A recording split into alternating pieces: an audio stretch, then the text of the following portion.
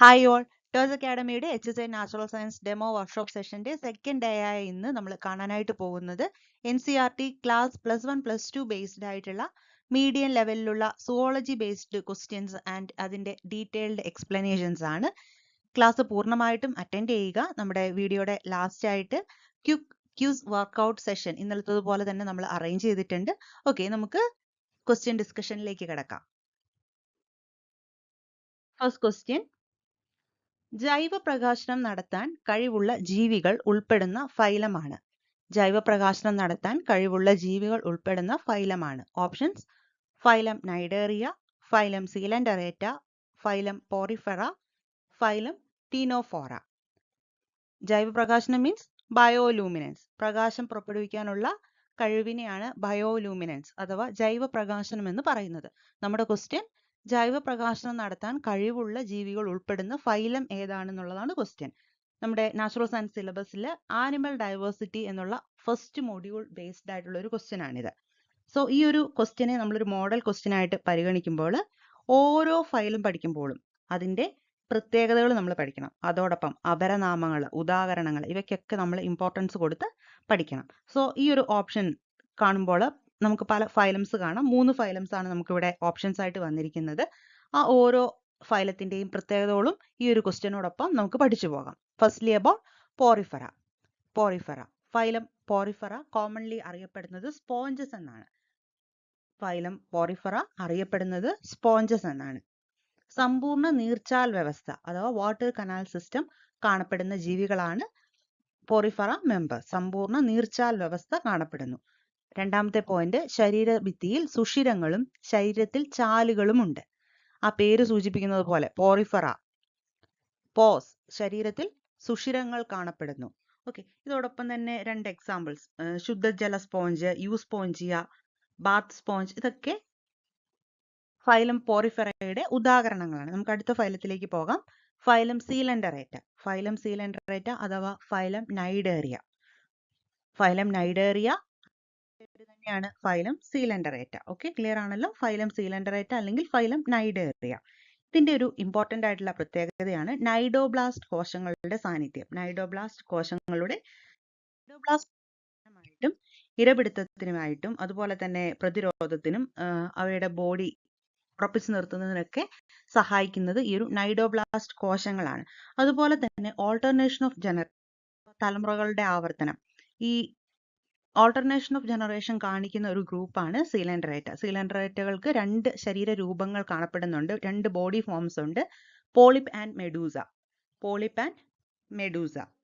Okay, പോളിപ്പിന് ഉദാഹരണമാണ് Adamsia, അതുപോലെ തന്നെ മെഡൂസയ്ക്ക് ഉദാഹരണമാണ് ജെല്ലി ഫിഷ്. ദെൻ ഇത്തരത്തില് ജീവിതചക്രം 2 തവണ റിപ്പീറ്റ് ചെയ്യുന്നത്, ഒന്ന് അത് കഴിഞ്ഞ് അടുത്തത് അങ്ങനെ പോകുന്നത് കൊണ്ട് 2 ശരീര രൂപങ്ങൾ കാണുന്നത് കൊണ്ട് നമ്മൾ അതിനെ ഓൾട്ടർനേഷൻ ഓഫ് ജനറേഷൻ എന്ന് ഈ ഒരു പ്രതിഭാസത്തെ നമ്മൾ വിളിക്കുന്നു. ഫൈലം സീലൻഡറേറ്റയുടെ ഉദാഹരണങ്ങൾ ഫൈസാലിയ. ഫൈസാലിയ പോർച്ചുഗീസ് പടയാളി എന്നാണ് അറിയപ്പെടുന്നത്. ഫൈസാലിയ, സീലൻഡറേറ്റ മെമ്പർ ആയിട്ടുള്ള ഫൈസാലിയ അറിയപ്പെടുന്നത് പോർച്ചുഗീസ് പടയാളി. അതായത് അടുത്തതാണ് അഡാംസിയ. അഡാംസിയ അറിയപ്പെടുന്നത് കടൽ പൂവ്, പെന്നല, കടൽ പേന. ഓക്കെ, ഈ ഓരോ പേരുകളും അതിന്റെ അപരനാമങ്ങളും ഇമ്പോർട്ടന്റ് ആണ്. ഫൈസാലിയ പോർച്ചുഗീസ് പടയാളി എന്നറിയപ്പെടുന്നു, അഡാംസിയ കടൽ പൂവ് എന്നറിയപ്പെടുന്നു, പെന്നല കടൽ പേന എന്ന് അറിയപ്പെടുന്നു. ഓക്കെ, ഇപ്പം ഇങ്ങനത്തെ ഒരു എക്സാമ്പിൾസ് നമ്മൾ പഠിക്കണം, കാരണം ഇത്തരത്തിലുള്ള ക്വസ്റ്റ്യൻസ് നമുക്ക് പ്രതീക്ഷിക്കേണ്ടതായിട്ടുണ്ട്. സീലൻഡറേറ്റയ്ക്ക് എക്സാമ്പിൾസ് ആണ് ഇവ 3. ഇതിലും കൂടുതൽ എക്സാമ്പിൾസ് NCERT ടെക്സ്റ്റ് ബുക്കിൽ ആഡഡ് ആണ്.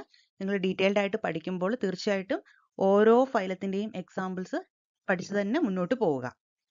അടുത്ത ഫൈലത്തിലേക്ക് പോകാം. Phylum Ctenophora. ഫൈലം ടീനോഫോറ കടൽ വാൽനട്ടുകൾ, കോം ജെല്ലി എന്നീ പേരുകളിൽ അറിയപ്പെടുന്നു. നമുക്കൊരു ക്വസ്റ്റ്യൻ മോഡലാണ്. കോം ജെല്ലികൾ എന്നറിയപ്പെടുന്ന ഫൈലം ഏത്, അല്ലെങ്കിൽ കടൽ വാൾനട്ടുകൾ എന്നറിയപ്പെടുന്ന ഫൈലം ഏത്? ഓക്കെ, ഉത്തരം എന്താണ്? ടീനോഫോറ. ഫൈലം ടീനോഫോറ അറിയപ്പെടുന്ന 2 പേരുകൾ കടൽ വാൾനട്ടുകൾ, കോം ജെല്ലീസ്. അതുപോലെ ഈ കോം ജെല്ലീസിന്റെ കൂടെ ഓർത്തു വെക്കേണ്ട മറ്റൊരു കാര്യമാണ് കോം പ്ലേറ്റ്സിന്റെ പ്രസൻസ്. ഫൈലം ടീനോഫോറയിലാണ് കോം ജെല്ലീസ് പ്രസന്റ് ആയിട്ടുള്ളത്. ടീനോഫോറുകളിൽ വെളിച്ചം പുറപ്പെടുവിക്കാനുള്ള കഴിവുണ്ട്. ജൈവ പ്രകാശനം, ബയോലൂമിനൻസ് എബിലിറ്റി ഉണ്ട് ടീനോഫോറ മെമ്പേഴ്സിന്. പ്ലൂറോബാക്ടീരിയക്ക് ഇതിന് എക്സാമ്പിൾ ആണ്. ടീനോപ്ലാന ഇതൊക്കെ ടീനോഫോറയ്ക്ക് എക്സാമ്പിൾസ് ആണ്. സോ ഇതോടൊപ്പം തന്നെ നമുക്ക് ക്വസ്റ്റ്യൻസും പ്രിപ്പയർ ചെയ്ത് പോകണം. നമ്മൾ കൂടുതൽ ക്വസ്റ്റ്യൻസ് നമ്മുടെ ലാസ്റ്റ് പോർഷൻ, ലാസ്റ്റ് 2 സ്ലൈഡ്സിൽ നമ്മൾ ക്വിസ് വെക്കുന്നുണ്ടല്ലോ, അപ്പോൾ അവിടെ ആഡ് ചെയ്യുന്നതാണ്. സോ ഈ ഒരു സ്ലൈഡ്സിലൂടെ പോകുമ്പോൾ ഓരോ പോയിന്റ്സും പഠിച്ചു പോവുക. സമ്പൂർണ്ണ നീർച്ചാൽ വ്യവസ്ഥ കാണപ്പെടുന്ന ഫൈലം ഏത്? നൈഡോബ്ലാസ്റ്റ് കോശങ്ങൾ കാണപ്പെടുന്ന ഫൈലം ഏത്? അഡാംസിയയുടെ അപരനാമം എന്ത്? ഏത് ക്വസ്റ്റ്യനും നമുക്ക് പ്രതീക്ഷിക്കാവുന്നതാണ്. ദെൻ ജൈവപ്രകാശനം പോസിബിൾ ആയിട്ടുള്ള ജീവികൾ ഉൾപ്പെടുന്ന ഫൈലം ഏതാണ്? കറക്റ്റ് ആയിട്ടുള്ള ആൻസർ ഇവിടെ ഓപ്ഷൻ ഡി ആണ്. ഓപ്ഷൻ ഡി ആണ് കറക്റ്റ് ആയിട്ടുള്ള ആൻസർ. സോ അടുത്ത ക്വസ്റ്റ്യനിലേക്ക് പോകാം. സെക്കൻഡ് ക്വസ്റ്റ്യൻ, പട്ടുനൂൽ പുഴുവിലെ വിസർജന അവയവം ഏത്? പട്ടുനൂൽ പുഴുവിലെ വിസർജന അവയവം ഏത്? ഓപ്ഷൻസ്: മാൽപീജിയൻ നളികകൾ, ഹരിതഗ്രന്ഥികൾ, നെഫ്രീഡിയ, ജ്വാലാകോശങ്ങൾ. പട്ടുനൂൽ പുഴുവിലെ വിസർജന അവയവം ഏത്? മാൽപീജിയൻ നളികകൾ, ഹരിതഗ്രന്ഥികൾ, നെഫ്രീഡിയ, ജ്വാലാകോശങ്ങൾ. ഓക്കെ, നമുക്ക് ഈ ആൻസറിലേക്ക് പോകുന്നതിന് മുമ്പായി പല ജീവിവർഗങ്ങളിൽ, പല ഫൈലത്തിലൊക്കെ കാണുന്ന ജീവികളിലെ വിസർജന അവയവങ്ങളെ പറ്റി ഒന്ന് മനസ്സിലാക്കാം ഉത്തരത്തിലേക്ക് പോകുന്നതിന് മുമ്പായി. ഓക്കെ, ഫസ്റ്റ്ലി അബൌട്ട് ജ്വാലാകോശങ്ങൾ അഥവാ ഫ്ലെയിം സെൽസ്. ജ്വാലാകോശങ്ങൾ അഥവാ ഫ്ലെയിം സെൽസ്. ജ്വാലാകോശങ്ങൾ കാണപ്പെടുന്നത് ഫ്ലാറ്റ് വേംസ്, പരന്ന വിരകളിൽ. ഉദാഹരണമായിട്ട് പ്ലനേറിയയിൽ കാണുന്ന എക്സ്ക്രീറ്ററി ഓർഗൻ, വിസർജന അവയവം എന്നുള്ളത് ജ്വാലാകോശങ്ങളാണ്. പരന്ന വിരകൾ, റോട്ടിഫറുകൾ, ചില അനിലിഡുകൾ എന്നിവയിൽ ജ്വാലാകോശങ്ങൾ അഥവാ പ്രോട്ടോനെഫ്രീഡിയകളാണ് വിസർജന അവയവങ്ങൾ. ഓക്കെ, ഫ്ലെയിം സെൽസ് അറിയപ്പെടുന്ന മറ്റൊരു പേരാണ് പ്രോട്ടോനെഫ്രീഡിയ. ഓക്കെ, അപ്പോൾ ഈ ഒരു പോയിന്റിൽ നിന്ന് നമുക്ക് എത്ര കാര്യങ്ങൾ പഠിക്കേണ്ടതായിട്ടുണ്ട്? പരന്ന വിരകളിൽ കാണപ്പെടുന്ന വിസർജന അവയവം ഏത്? പ്ലനേറിയയിലെ വിസർജന അവയവം ഏത്? റോട്ടിഫറിലെ വിസർജന അവയവം ഏത്? ജ്വാലാകോശങ്ങൾ അറിയപ്പെടുന്ന മറ്റൊരു പേര് പ്രോട്ടോനെഫ്രീഡിയ. ഓക്കെ, ക്ലിയർ ആണല്ലോ. അടുത്തതിലേക്ക് പോകാം. മാൽപീജിയൻ നളികകൾ. മാൽപീജിയൻ നളികകൾ. ഫൈലം ആർത്രോപോഡയിലെ പ്രധാനപ്പെട്ട വിസർജന അവയവമാണ് മാൽപീജിയൻ നളികകൾ. Malpighian tubules. ഫൈലം ആർത്രോപോഡ മെമ്പേഴ്സിലെ വിസർജന അവയവമാണ് മാൽപീജിയൻ നളികകൾ. സോ ഒപ്പം പഠിക്കുക, ഏതൊക്കെ മെമ്പേഴ്സ് ആണ് ആർത്രോപോഡയിൽ വരുന്നത്? അവയിലെല്ലാം വിസർജനാവയവം മാൽപീജിയൻ നളികകളാണ്. പാറ്റ, ഷഡ്പദങ്ങൾ, പട്ടുനൂൽ പുഴു ഇവയിൽ മാൽപീജിയൻ നളികകൾ കാണപ്പെടുന്നുണ്ട്. നൈട്രോജനിക മാലിന്യങ്ങളെ നീക്കം ചെയ്യുന്നതിനും വ്യതിവ്യാപന നിയന്ത്രണത്തിനും ഈ ഒരു മാൽപീജിയൻ നളികകൾ സഹായിക്കുന്നുണ്ട്. അടുത്തതിലേക്ക് പോകുന്നു. ആന്റീനൽ ഗ്രന്ഥികൾ. ആന്റീനൽ ഗ്രന്ഥികൾ അഥവാ ഹരിത ഗ്രന്ഥികൾ അല്ലെങ്കിൽ ഗ്രീൻ ഗ്ലാൻസ്. ആന്റീനൽ ഗ്രന്ഥികൾ അഥവാ ഹരിത ഗ്രന്ഥികൾ, ഗ്രീൻ ഗ്ലാൻസ് എന്നറിയപ്പെടുന്നു. പ്രധാനമായും ക്രസ്റ്റീഷ്യൻസിലെ, കൊഞ്ചുകൾ ഉൾപ്പെടുന്ന ക്രസ്റ്റീഷ്യൻസിലെ വിസർജന അവയവങ്ങളാണ് ആന്റീനൽ ഗ്രന്ഥികൾ അഥവാ ഹരിത ഗ്രന്ഥികൾ. നെഫ്രീഡിയ. മണ്ണിരകളുടെയും മറ്റ് അനിലിഡുകളുടെയും വിസർജനാവയവമാണ് നെഫ്രീഡിയ. മണ്ണിരയിലെ വിസർജനാവയവമാണ് നെഫ്രീഡിയ. ഓക്കെ, അപ്പോൾ നമുക്കിടെ ആൻസറിലേക്ക് പോകാം. പട്ടുനൂൽ പുഴുവിലെ വിസർജനാവയവം ഏതാണ്? പട്ടുനൂൽ പുഴു ആർത്രോപോഡയിൽ വരുന്നതാണ്. ഫൈലം ആർത്രോപോഡയിൽ വരുന്നതാണ് പട്ടുനൂൽ പുഴു. പട്ടുനൂൽ പുഴുവിലെ വിസർജനാവയവം മാൽപീജിയൻ നളികകളാണ്. മാൽപീജിയൻ നളികകൾ. ഓപ്ഷൻ എ ആണ് റൈറ്റ് ആയിട്ടുള്ള ആൻസർ. ഓപ്ഷൻ എ, മാൽപീജിയൻ നളികകളാണ് പട്ടുനൂൽ പുഴുവിലെ വിസർജന അവയവം. അടുത്ത ക്വസ്റ്റ്യനിലേക്ക് പോകാം. തേർഡ് ക്വസ്റ്റ്യൻ, കീലസന്ധികൾ കാണപ്പെടുന്നത് എവിടെയാണ്? ഓപ്ഷൻസ്: ഹ്യൂമറസിനും തോൾ വലയത്തിനും ഇടയിൽ, കാൽമുട്ടിൽ, അറ്റ്ലസിന്റെയും ആക്സിസിന്റെയും ഇടയിൽ, കാർപ്പലുകളുടെ ഇടയിൽ. കീലസന്ധികൾ ഏതാണ്? കീലസന്ധികൾ എന്ന് നമുക്ക് കൺഫ്യൂഷൻ വരും. മലയാളം നമ്മൾ തീർച്ചയായിട്ടും HSI നാച്ചുറൽ സയൻസ് എക്സാമിൽ പഠിക്കുക തന്നെ വേണം. കീലസന്ധികൾ, സന്ധികൾ ജോയിൻസ് ആണെന്ന് മനസ്സിലായിട്ടുണ്ട്. സോ കീലസന്ധികൾ പിവറ്റ് ജോയിൻസ് ആണ് കീലസന്ധികൾ എന്നറിയപ്പെടുന്നത്. സോ ഈ ഒരു ക്വസ്റ്റ്യനോടൊപ്പം നമുക്ക് മറ്റ് സന്ധികളും അവ എവിടെ കാണുന്നു എന്നുകൂടി പഠിച്ചു പോകാം. ഫസ്റ്റ്ലി ഗോളരസന്ധി അഥവാ ബോൾ ആൻഡ് സോക്കറ്റ് ജോയിന്റ്. ഗോളരസന്ധി, ബോൾ ആൻഡ് സോക്കറ്റ് ജോയിന്റ് കാണപ്പെടുന്നത് ഹ്യൂമറസിനും തോൾ വലയത്തിനും ഇടയിലായിട്ടാണ് ഗോളരസന്ധി കാണപ്പെടുന്നത്. രണ്ടാമതായി വിജാഗിരി സന്ധി അഥവാ ഹിഞ്ച് ജോയിന്റ്. ഹിഞ്ച് ജോയിന്റ്, വിജാഗിരി സന്ധി കാണപ്പെടുന്നത് മുട്ടിലെ സന്ധി, നീ ജോയിന്റ്. തെന്നി നീങ്ങുന്ന സന്ധി, തെന്നി നീങ്ങുന്ന സന്ധി, ഗ്ലൈഡിംഗ് ജോയിന്റ് കാർപ്പലുകളുടെ ഇടയിലായിട്ട് കാണപ്പെടുന്നു. തെന്നി നീങ്ങുന്ന സന്ധി. ബാക്കിയൊക്കെ നമുക്ക് ആ ഒരു പേര് വെച്ച് തന്നെ മനസ്സിലാക്കാം. ഹിഞ്ച് ജോയിന്റ്, വിജാഗിരി ഹിഞ്ച്. ദെൻ ഗ്ലൈഡിംഗ്, തെന്നി നീങ്ങുക. കാണപ്പെടുന്നത് കാർപ്പലുകളുടെ ഇടയിലായി. പരാണസന്ധി, പരാണസന്ധി, സാഡിൽ ജോയിന്റ്. തള്ളവിരലിൽ കാർപ്പലിന്റെയും മെറ്റാകാർപ്പലിന്റെയും ഇടയിലായിട്ട് കാണപ്പെടുന്നു. ദെൻ കീലസന്ധി അഥവാ പിവറ്റ് ജോയിന്റ്, അറ്റ്ലസിന്റെയും ആക്സിസിന്റെയും ഇടയിലായിട്ട് കാണപ്പെടുന്നു. നമ്മുടെ നെക്കിലാണ് ഇത് കാണപ്പെടുന്നത്. അറ്റ്ലസ് എന്ന് പറയുമ്പോൾ ഓർക്കുക, നമ്മുടെ നെക്കിലെ ഫസ്റ്റ് ബോൺ ആണ്. നമ്മുടെ ഫസ്റ്റ് വെർട്ടിബ്ര, സെർവിക്കൽ സ്പൈനിലെ ഫസ്റ്റ് വെർട്ടിബ്ര ഓർ നെക്കിൽ കാണപ്പെടുന്നതാണ് അറ്റ്ലസ്. C1 എന്നറിയപ്പെടുന്നതാണ് അറ്റ്ലസ്. ദെൻ C2 എന്നറിയപ്പെടുന്നതാണ് ആക്സിസ്. നമ്മുടെ ഹെഡിന്റെ മൂവ്മെന്റിന് ഈ രണ്ട് ബോണുകൾ ഇമ്പോർട്ടന്റ് ആണ്, ആക്സിസ് ആൻഡ് അറ്റ്ലസ്. ഇവയ്ക്കിടയിലായിട്ട് കാണപ്പെടുന്നതാണ് കീലസന്ധി അഥവാ പിവറ്റ് ജോയിന്റ്. അപ്പോൾ നമ്മുടെ ഉത്തരം എന്താണ്? കീലസന്ധികൾ കാണപ്പെടുന്നത് എവിടെയാണ്? അറ്റ്ലസിന്റെയും ആക്സിസിന്റെയും ഇടയിൽ. ഓപ്ഷൻ സി ആണ് റൈറ്റ് ആയിട്ടുള്ള ആൻസർ.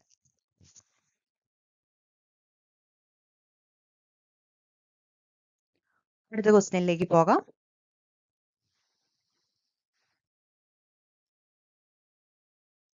ഫോർത്ത് ക്വസ്റ്റ്യനിലേക്ക് പോകാം. ശരീരദ്രവത്തിൽ കാൽസ്യം അയോണുകൾ കുറയുമ്പോൾ പേശികൾ വേഗത്തിലും തീക്ഷ്ണമായും സങ്കോചിക്കുന്ന അവസ്ഥ അറിയപ്പെടുന്നത്. വേഗത്തിലും തീക്ഷ്ണമായും സങ്കോചിക്കുന്ന അവസ്ഥ റാപ്പിഡ് സ്പാൻസ്. ശരീരദ്രവം ബോഡി ഫ്ലൂയിഡ്സ്. ശരീരദ്രവത്തിൽ കാൽസ്യം അയോണുകൾ കുറയുമ്പോൾ പേശികൾ വേഗത്തിലും തീക്ഷ്ണമായും സങ്കോചിക്കുന്ന അവസ്ഥ അറിയപ്പെടുന്നത്. Options: myasthenia gravis, option B പേശി ക്ഷയം, ഓപ്ഷൻ സി ക്ഷതപാതം, ഓപ്ഷൻ ഡി അസ്ഥിക്ഷയം. സ്കെലിറ്റൽ സിസ്റ്റവുമായി റിലേറ്റഡ് ആയിട്ടുള്ള രോഗാവസ്ഥകളാണ് നമുക്ക് ഓപ്ഷൻസ് ആയിട്ടുള്ളത്. സോ ഈ ഒരു ക്വസ്റ്റ്യനൊപ്പം നമുക്ക് സ്കെലിറ്റൽ സിസ്റ്റവുമായി ബന്ധപ്പെട്ട രോഗങ്ങളെ പറ്റി കൂടി പഠിച്ചു പോകാം. Firstly about myasthenia gravis. Myasthenia gravis. Myasthenia gravis ബാധിക്കുന്നത് നാഡീപേശി സന്ധികളെയാണ്. നാഡീപേശി സന്ധികളെയാണ് മയസ്തേനിയ ഗ്രേവിസ് ബാധിക്കുന്നത്. രണ്ടാമത്തെ പോയിന്റ്, ശരീരത്തിന്റെ സ്വയം പ്രതിരോധ സംവിധാനത്തിന് തകരാറ് സംഭവിക്കുമ്പോഴാണ് മയസ്തേനിയ ഗ്രേവിസ് ഉണ്ടാവുന്നത്. ശരീരത്തിന്റെ സ്വയം പ്രതിരോധ സംവിധാനത്തിന് തകരാറ് സംഭവിക്കുമ്പോഴാണ് മയസ്തേനിയ ഗ്രേവിസ് ഉണ്ടാവുന്നത്. മയസ്തേനിയ ഗ്രേവിസ് ബാധിക്കുന്നത് നാഡീപേശി സന്ധികളെയാണ്. ഈ രോഗം അസ്ഥിപേശികളുടെ ക്ഷീണം, തളർച്ച എന്നിവയ്ക്ക് കാരണമാകുന്നു. രണ്ടാമത്തെ രോഗം പേശിക്ഷയം. പേശിക്ഷയം അഥവാ മസ്കുലാർ ഡിസ്ട്രോഫി. Muscular dystrophy. ജനിതക അപാകതകൾ മൂലം അസ്ഥിപേശികൾക്ക് കാലക്രമേണ ഉണ്ടാകുന്ന നാശത്തെയാണ് മസ്കുലാർ ഡിസ്ട്രോഫി എന്നതുകൊണ്ട് ഉദ്ദേശിക്കുന്നത്. മൂന്നാമത് ക്ഷതപാതം അഥവാ ടെറ്റനി. ക്ഷതപാതം. ശരീരദ്രവത്തിൽ കാൽസ്യം അയോണുകൾ കുറയുമ്പോൾ പേശികൾ വേഗത്തിലും തീക്ഷ്ണമായും സങ്കോചിക്കുന്നു. ശരീരദ്രവത്തിൽ കാൽസ്യം അയോണുകൾ കുറയുന്നത് മൂലമുണ്ടാകുന്ന അവസ്ഥയാണ് ടെറ്റനി. ഇതിന്റെ മലയാളമാണ് ക്ഷതപാതം. സോ നമ്മുടെ ഇവിടുത്തെ ആൻസർ വരുന്നത് ഓപ്ഷൻ സി, ക്ഷതപാതമാണ് നമ്മുടെ ആൻസർ. ടെറ്റനിയാണ് നമ്മുടെ ആൻസർ ആയിട്ട് വരുന്നത്. ശരീരദ്രവത്തിൽ കാൽസ്യം അയോണുകൾ കുറയുമ്പോൾ പേശികൾ വേഗത്തിലും തീക്ഷ്ണമായും സങ്കോചിക്കുന്ന അവസ്ഥയാണ് ടെറ്റനി അഥവാ ക്ഷതപാതം. അടുത്തതാണ് ആർത്രൈറ്റിസ്. നമുക്ക് കോമൺലി കേട്ട് വരുന്നതാണ് ആർത്രൈറ്റിസ്, സന്ധിവാതം. സന്ധികളിൽ ഉണ്ടാകുന്ന നീർവീക്കത്തെയാണ് സന്ധിവാതം എന്നതുകൊണ്ട് ഉദ്ദേശിക്കുന്നത്, ആർത്രൈറ്റിസ്. ദെൻ അടുത്തതാണ് ഓസ്റ്റിയോപോറോസിസ്, അസ്ഥിക്ഷയം. ഓസ്റ്റിയോപോറോസിസ്, അസ്ഥിക്ഷയം. പ്രായം കൂടുന്നതനുസരിച്ച് അസ്ഥിഭാരത്തിൽ കുറവുണ്ടാവുകയും പൊട്ടാനുള്ള സാധ്യത കൂടുകയും ചെയ്യുന്ന അവസ്ഥയാണ് ഓസ്റ്റിയോപോറോസിസ്. ഓസ്റ്റിയോപോറോസിസ്. ഈസ്ട്രജൻ ഹോർമോണിന്റെ അളവിൽ ഉണ്ടാകുന്ന കുറവാണ് ഇതിന് പ്രധാനപ്പെട്ട കാരണം. അസ്ഥിക്ഷയം, ഓസ്റ്റിയോപോറോസിസ്. പ്രായം കൂടുന്നതനുസരിച്ച് അസ്ഥിഭാരത്തിൽ കുറവുണ്ടാവുകയും പൊട്ടാനുള്ള സാധ്യത കൂടുകയും ചെയ്യുന്നു. ഈ അവസ്ഥയാണ് ഓസ്റ്റിയോപോറോസിസ് എന്ന് പറയുന്നത്. ഇതിനൊരു കാരണം ഈസ്ട്രജൻ ഹോർമോണിന്റെ അളവിലുണ്ടാവുന്ന വ്യത്യാസങ്ങൾ, കുറവാണ്. തേർഡ് ലാസ്റ്റ് വൺ, ഗൗട്ട്, രക്തവാതം. പരൽ രൂപത്തിൽ യൂറിക് ആസിഡ് അടിഞ്ഞുകൂടുന്നത് മൂലം സന്ധികളിൽ ഉണ്ടാകുന്ന നീർവീക്കമാണ് രക്തവാതം. ഓക്കെ, സോ നമ്മൾ 6 രോഗാവസ്ഥകളെ പറ്റി കണ്ടു. ഈ 6ഉം ബേസ്ഡ് ആയിട്ട് ക്വസ്റ്റ്യൻസിനുള്ള പോസിബിലിറ്റി ഉണ്ട്. സോ ഓരോ ക്വസ്റ്റ്യനും പ്രതീക്ഷിച്ച് തന്നെ ഈ ഒരു ഏരിയ പഠിക്കുക. ഇന്നത്തെ ക്ലാസ്സിന്റെ ലാസ്റ്റ് ക്വസ്റ്റ്യൻ ഇതാണ്. പീനിയൽ ഗ്രന്ഥിയെ സംബന്ധിച്ച തെറ്റായ പ്രസ്താവന ഏതാണ്? ഇത്തരത്തിലുള്ള സ്റ്റേറ്റ്മെന്റ് ബേസ്ഡ് ക്വസ്റ്റ്യൻസും നമ്മൾ പ്രതീക്ഷിക്കണം. പീനിയൽ ഗ്രന്ഥിയെ സംബന്ധിച്ച തെറ്റായ പ്രസ്താവന ഏത്? ജൈവ ഘടികാരം എന്നറിയപ്പെടുന്ന ഗ്രന്ഥി, ജുവനൈൽ ഗ്രന്ഥി എന്നറിയപ്പെടുന്ന ഗ്രന്ഥി. പീനിയൽ ഗ്രന്ഥി ഉൽപ്പാദിപ്പിക്കുന്ന ഹോർമോണുകളാണ് മെലാറ്റോണിനും സെറാറ്റോണിനും. ഓപ്ഷൻ ഡി, ഉറക്കത്തിന് കാരണമാകുന്ന ഹോർമോൺ ആണ് മെലാറ്റോണിൻ. പീനിയൽ ഗ്രന്ഥിയെ സംബന്ധിക്കുന്ന 4 പ്രസ്താവനകൾ നമുക്കിവിടെ കാണാനായിട്ട് സാധിക്കും. ഫസ്റ്റ് വൺ, ജൈവ ഘടികാരം എന്നറിയപ്പെടുന്ന ഗ്രന്ഥി. സെക്കൻഡ് വൺ, ജുവനൈൽ ഗ്രന്ഥി എന്നറിയപ്പെടുന്ന ഗ്രന്ഥി. പീനിയൽ ഗ്രന്ഥി ഉൽപ്പാദിപ്പിക്കുന്ന 2 ഹോർമോണുകളാണ് മെലാറ്റോണിനും സെറാറ്റോണിനും. ഉറക്കത്തിന് കാരണമാകുന്ന ഹോർമോൺ ആണ് മെലാറ്റോണിൻ. സോ നമുക്ക് ഈ ഒരു ക്വസ്റ്റ്യൻ ബേസ്ഡ് ആയിട്ട് എന്തൊക്കെയാണ് പീനിയൽ ഗ്രന്ഥിയുടെ പ്രത്യേകതകൾ, പീനിയൽ ഗ്ലാൻഡിന്റെ പ്രത്യേകതകൾ എന്തൊക്കെയാണ്, അതോടൊപ്പം തന്നെ ഇവിടെ തന്നിരിക്കുന്ന തെറ്റായ ഒരു പ്രസ്താവനയുണ്ട്, ആ ഒരു പ്രസ്താവനയുമായി ബന്ധപ്പെട്ട ഗ്ലാൻഡ് ഏതാണ് എന്നുകൂടി നമുക്ക് പഠിച്ചു പോകാം. Firstly about pineal gland. തലച്ചോറിൽ പൂർവ്വ മസ്തിഷ്കത്തിന്റെ ഉപരിഭാഗത്തായി പീനിയൽ ഗ്രന്ഥി സ്ഥിതി ചെയ്യുന്നു. ജൈവ ഘടികാരം, ബയോളജിക്കൽ ക്ലോക്ക് എന്നറിയപ്പെടുന്നത് പീനിയൽ ഗ്രന്ഥിയാണ്. നമ്മുടെ ബയോളജിക്കൽ ക്ലോക്ക്, ജൈവ ഘടികാരം എന്നറിയപ്പെടുന്ന ഗ്രന്ഥിയാണ് പീനിയൽ ഗ്രന്ഥി. പീനിയൽ ഗ്രന്ഥി ഉൽപ്പാദിപ്പിക്കുന്ന 2 ഹോർമോണുകളാണ് melatonin and serotonin. Melatonin and serotonin, pineal ഗ്രന്ഥി ഉൽപ്പാദിപ്പിക്കുന്ന 2 ഹോർമോണുകൾ. ഉറക്കത്തിന് കാരണമാകുന്ന ഹോർമോൺ ആണ് മെലാറ്റോണിൻ. ഉറക്കത്തിന് കാരണമാകുന്ന ഹോർമോൺ മെലാറ്റോണിൻ. സാധാരണ ക്രമത്തിലുള്ള ഉറക്കം ഉണരൽ ചക്രം അഥവാ നമ്മുടെ സ്ലീപ്പ് വെയ്ക്ക് സൈക്കിൾ, അതുപോലെ ശരീര ഊഷ്മാവ് എന്നിവ നിലനിർത്തുന്നത് മെലാറ്റോണിൻ ഹോർമോൺ ആണ്. അതുകൂടാതെ തന്നെ മെറ്റബോളിക് ആക്ടിവിറ്റീസ്, നമ്മുടെ സ്കിൻ കളർ, ആർത്തവ ചക്രം, രോഗപ്രതിരോധ ശേഷി എന്നിവയെല്ലാം സ്വാധീനിക്കുന്നത് ഈ ഒരു മെലാറ്റോണിൻ ഹോർമോൺ ആണ്. സോ നമ്മൾ നോക്കുമ്പോൾ നമുക്ക് മനസ്സിലാകുന്ന കാര്യം, പീനിയൽ ഗ്രന്ഥിയെ സംബന്ധിച്ച പ്രസ്താവനകൾ, ജൈവ ഘടികാരം എന്നുള്ളത് കറക്റ്റ് ആണ്. പീനിയൽ ഗ്രന്ഥി ഉൽപ്പാദിപ്പിക്കുന്ന ഹോർമോണുകൾ മെലാറ്റോണിനും സെറാറ്റോണിനും എന്നുള്ളത് കറക്റ്റ് ആണ്. ഉറക്കത്തിന് കാരണമാകുന്ന ഹോർമോൺ മെലാറ്റോണിൻ ആണ്. ഈ ഒരു 3 സ്റ്റേറ്റ്മെന്റ്സും കറക്റ്റ് ആണ്. സോ ഇവിടുത്തെ തെറ്റായ പ്രസ്താവന എന്നുള്ളത് ജുവനൈൽ ഗ്രന്ഥി എന്നറിയപ്പെടുന്ന ഗ്രന്ഥി എന്നുള്ളതാണ്. ഏത് ഗ്രന്ഥിയാണ് ജുവനൈൽ ഗ്രന്ഥി എന്നറിയപ്പെടുന്നതെന്ന് നമുക്ക് നോക്കാം. തൈമസ് ഗ്രന്ഥി. തൈമസ് ഗ്രന്ഥി അറിയപ്പെടുന്നത് ജുവനൈൽ ഗ്രന്ഥി എന്നാണ്. ജുവനൈൽ ഗ്രന്ഥി എന്നറിയപ്പെടുന്നത് തൈമസ് ഗ്രന്ഥിയാണ്. തൈമസ് ഗ്രന്ഥി ഉൽപ്പാദിപ്പിക്കുന്ന ഹോർമോൺ ആണ് തൈമോസിൻ. യുവത്വ ഹോർമോൺ അഥവാ യൂത്ത് ഹോർമോൺ എന്നറിയപ്പെടുന്നത് തൈമോസിൻ ആണ്. പ്രതിരോധന ശക്തി നൽകുന്ന ഹോർമോൺ തൈമോസിൻ ആണ്. സോ ഈ ഒരു ക്വസ്റ്റ്യനോടൊപ്പം പീനിയൽ ഗ്രന്ഥിയെ പറ്റിയും തൈമസ് ഗ്രന്ഥിയെ പറ്റിയും നമുക്ക് പഠിക്കാം. ക്ലാസിന്റെ തുടക്കത്തിൽ പറഞ്ഞതുപോലെ ഇന്നത്തെ ക്ലാസ്സിനെ ബേസ് ചെയ്ത് 5 ക്വസ്റ്റ്യൻസിനെയും അവയുടെ എക്സ്പ്ലനേഷൻസിനെയും ബേസ് ചെയ്തിട്ടുള്ള ക്വിക്ക് വർക്ക്ഷോപ്പ് ടൈമാണിത്. ക്വിസ് പോലെ നമുക്ക് 12ഓളം ക്വസ്റ്റ്യൻസ്, ഒരു ക്വസ്റ്റ്യന് നമുക്ക് 15 സെക്കൻഡ് സമയമാണ് എടുക്കാനുള്ളത്. മാക്സിമം 3 മിനിറ്റിൽ നമുക്കിത് അറ്റൻഡ് ചെയ്ത് തീർക്കാം. നിങ്ങൾ ആൻസേഴ്സ് മാർക്ക് ചെയ്യുക, അല്ലെങ്കിൽ ജസ്റ്റ് ഒന്ന് ഓർത്തെങ്കിലും എടുക്കുക. സോ നമുക്ക് ക്വസ്റ്റ്യൻസിലേക്ക് പോകാം. ഒരു ക്വസ്റ്റ്യന് തരുന്ന സെക്കൻഡ്സ് 15 സെക്കൻഡ്സ് ആണ്. അതിനുള്ളിൽ തന്നെ അതിന്റെ ആൻസർ കണ്ടുപിടിക്കാനായിട്ട് ശ്രമിക്കുക. ഫസ്റ്റ് ക്വസ്റ്റ്യൻ, കടൽ വാൾനട്ടുകൾ എന്നറിയപ്പെടുന്ന ഫൈലം ഏത്? കടൽ വാൾനട്ടുകൾ എന്നറിയപ്പെടുന്ന ഫൈലം ഏത്? സെക്കൻഡ് ക്വസ്റ്റ്യൻ, പ്ലനേറിയയിലെ വിസർജന അവയവം ഏത്? പ്ലനേറിയയിലെ വിസർജന അവയവം ഏത്? തേർഡ് ക്വസ്റ്റ്യൻ, ഹ്യൂമറസിനും തോൾ വലയത്തിനും ഇടയിൽ കാണപ്പെടുന്ന സന്ധി ഏത്? ഹ്യൂമറസിനും തോൾ വലയത്തിനും ഇടയിൽ കാണപ്പെടുന്ന സന്ധി ഏത്?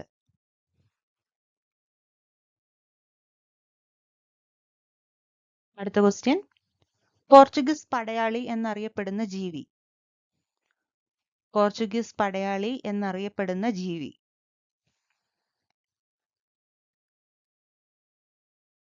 ഫിഫ്ത് ക്വസ്റ്റ്യൻ, മണ്ണിരയിലെ വിസർജന അവയവം ആണ് ഡാഷ്. മണ്ണിരയിലെ വിസർജന അവയവമാണ് ഡാഷ്. സിക്സ്ത് ക്വസ്റ്റ്യൻ, പ്രായം കൂടുന്നതനുസരിച്ച് അസ്ഥിഭാരത്തിൽ കുറവുണ്ടാവുകയും അസ്ഥികൾ പൊട്ടിപ്പോകാനുള്ള സാധ്യത കൂടുകയും ചെയ്യുന്ന അവസ്ഥ.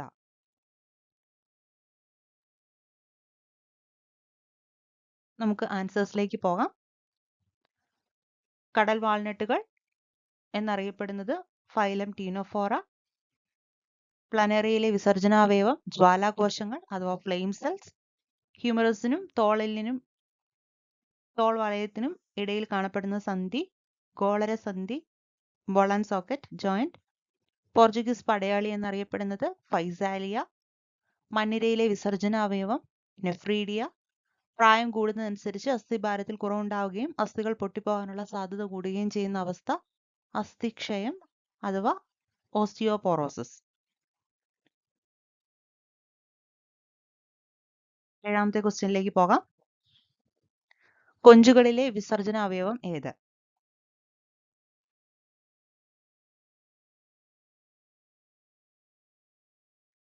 എട്ടാമത്തെ ക്വസ്റ്റ്യൻ. പരൽ രൂപത്തിൽ യൂറിക് ആസിഡ് അടിഞ്ഞുകൂടുന്നത് മൂലം സന്ധികൾക്കുണ്ടാകുന്ന നീർവീക്കം അറിയപ്പെടുന്നത്. പരൽ രൂപത്തിൽ യൂറിക് ആസിഡ് അടിഞ്ഞുകൂടുന്നത് മൂലം സന്ധികൾക്കുണ്ടാകുന്ന നീർവീക്കം അറിയപ്പെടുന്നത്. അടുത്ത ക്വസ്റ്റ്യൻ. ബയോളജിക്കൽ ക്ലോക്ക് എന്നറിയപ്പെടുന്ന ഗ്രന്ഥി. ബയോളജിക്കൽ ക്ലോക്ക് എന്നറിയപ്പെടുന്ന ഗ്രന്ഥി. രണ്ട് ക്വസ്റ്റ്യൻ. യുവത്വ ഹോർമോൺ എന്നറിയപ്പെടുന്ന ഹോർമോൺ ഏത്? യുവത്വ ഹോർമോൺ എന്നറിയപ്പെടുന്ന ഹോർമോൺ ഏത്? 11th question. പീനിയൽ ഗ്രന്ഥി ഉൽപ്പാദിപ്പിക്കുന്ന ഹോർമോണുകൾ ഏതൊക്കെ? പീനിയൽ ഗ്രന്ഥി ഉൽപ്പാദിപ്പിക്കുന്ന ഹോർമോണുകൾ ഏതൊക്കെ? അടുത്ത ക്വസ്റ്റ്യൻ. കടൽപ്പൂവ് എന്നറിയപ്പെടുന്ന ജീവി. കടൽപ്പൂവ് എന്ന് അറിയപ്പെടുന്ന ജീവി. നമ്മുടെ ക്വിസ് അവസാനിക്കുകയാണ്. 7th തൊട്ട് 12th വരെയുള്ള ക്വസ്റ്റ്യൻസിന്റെ ആൻസേഴ്സ് നോക്കാം. കൊഞ്ചുകളിലെ വിസർജനാവയവം ആന്റിനൽ ഗ്രന്ഥികൾ അല്ലെങ്കിൽ ഹരിതഗ്രന്ഥികൾ. പരൽ രൂപത്തിൽ യൂറിക് ആസിഡ് അടിഞ്ഞുകൂടുന്നത് മൂലമുണ്ടാകുന്ന നീർവീക്കം, സന്ധികളിലെ നീർവീക്കം അറിയപ്പെടുന്നത് രക്തവാതം ഗൗട്ട്. ബയോളജിക്കൽ ക്ലോക്ക് പീനിയൽ ഗ്രന്ഥി. യുവത്വ ഹോർമോൺ തൈമോസിൻ. പീനിയൽ ഗ്ലാൻഡ് ഉൽപ്പാദിപ്പിക്കുന്ന ഹോർമോൺസ് മെലാറ്റോണിൻ ആൻഡ് സെറാട്ടോണിൻ. കടൽപ്പൂവ് എന്നറിയപ്പെടുന്ന ജീവി അഡാംസിയ.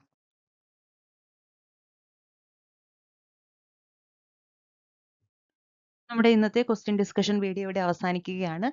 ഓരോ ക്വസ്റ്റ്യൻസും ഒരുപാട് ക്വസ്റ്റ്യൻസിനുള്ള മോഡൽസ് ആയി കണ്ട് പോർഷൻസ് എല്ലാം കവർ ചെയ്യാൻ ശ്രമിക്കുക. Thank you.